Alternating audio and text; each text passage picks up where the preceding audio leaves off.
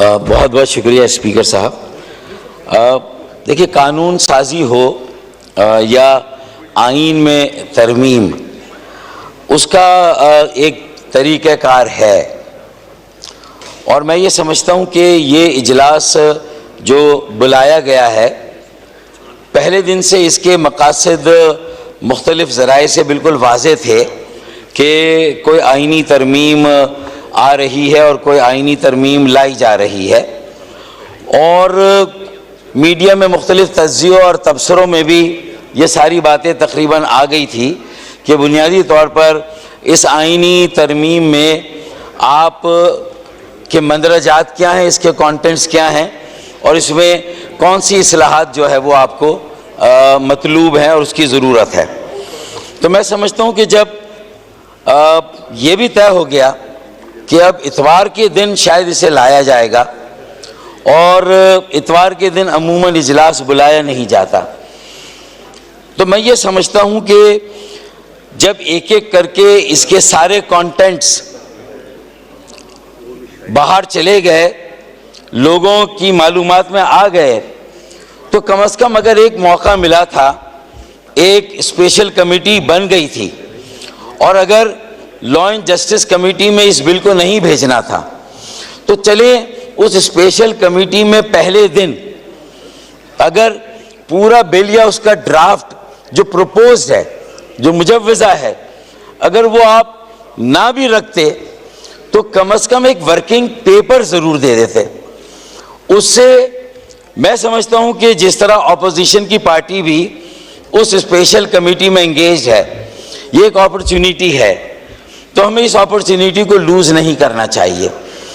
اور اپوزیشن تو اس بات کا شکوہ کر رہی ہے کہ انہیں ڈرافٹ بھی نہیں ملا اور ورکنگ پیپر بھی نہیں ملا، لیکن اگر ہم حلیف ہیں تو ہمارا بھی گلہ ہے، ہمیں بھی ٹیکن فار گرانٹیڈ لیا جاتا ہے، اور بہت عین وقت میں جب ہم توجہ دلاتے ہیں تو پھر اسحاق ڈار صاحب اور اعظم نذیر تارڑ صاحب آتے ہیں اور میرے جو نیشنل اسمبلی کے ساتھی ان سے بات کرتے ہیں۔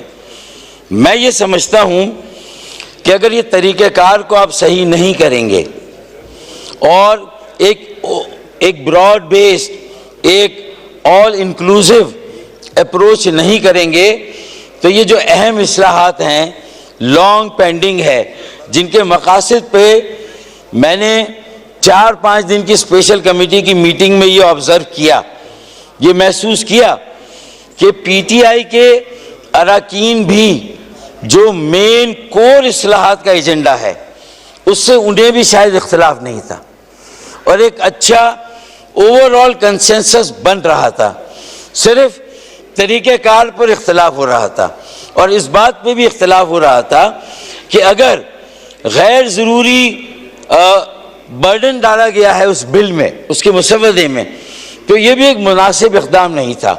ہمیں مین کور ایشو پہ بات کرنی چاہیے تھی، جو چارٹر آف ڈیموکریسی میں اگر 2006 میں طے ہوا تھا، تو اس وقت بھی ہم نے کہا تھا کہ آپ جو تحریک چلا رہے ہیں عدلیہ آزادی کی، وہ ججوں کی آزادی کی جو تحریک ہے، وہ عدلیہ کی آزادی کی تحریک نہیں ہے، اور بعد میں اس کے نتائج سامنے آئے۔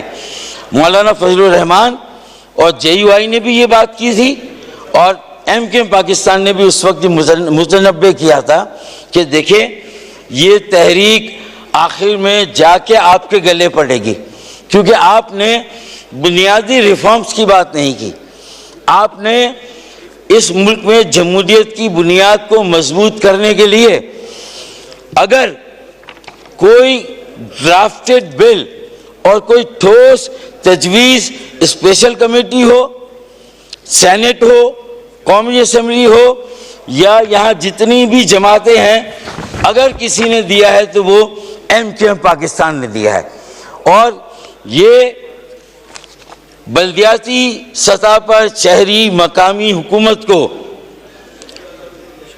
خود مختار، با اختیار، مؤثر اور با وسیلہ بنانے کا بل ہے۔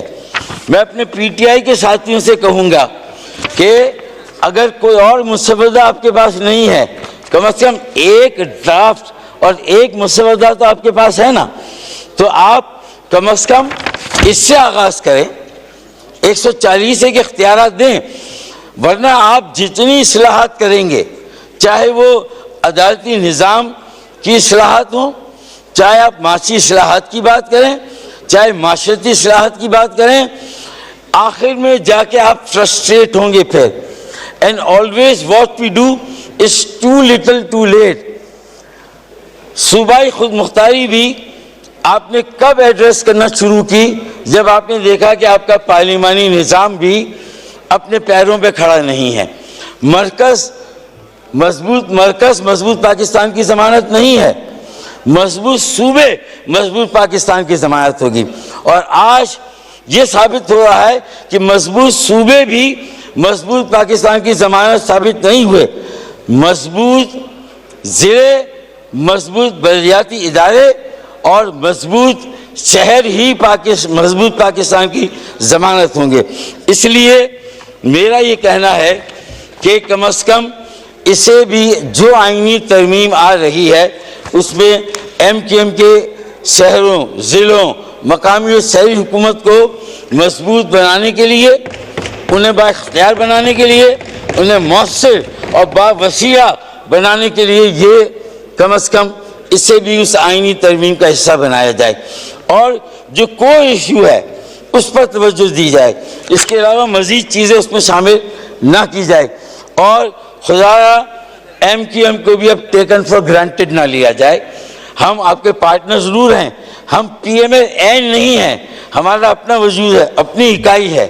اور رانا ثناء اللہ صاحب اگر ہمارے ساتھ میڈیٹر ہیں، لیکن اس پورے ایپیسوڈ میں میں نے رانا ثناء اللہ صاحب کو کہیں پر بھی ایم کیو ایم کے ساتھ رجوع کرتے ہوئے نہیں دیکھا. ہم نے یہ مسئلہ بار بار پرائم منسٹر کے ساتھ اٹھایا، سارے جو ہمارے مذاکرات ہیں اس میں اٹھایا، لیکن اس کے باوجود بھی آپ کے یہاں سے اس بات کی کریکشن نہیں ہوئی ہے.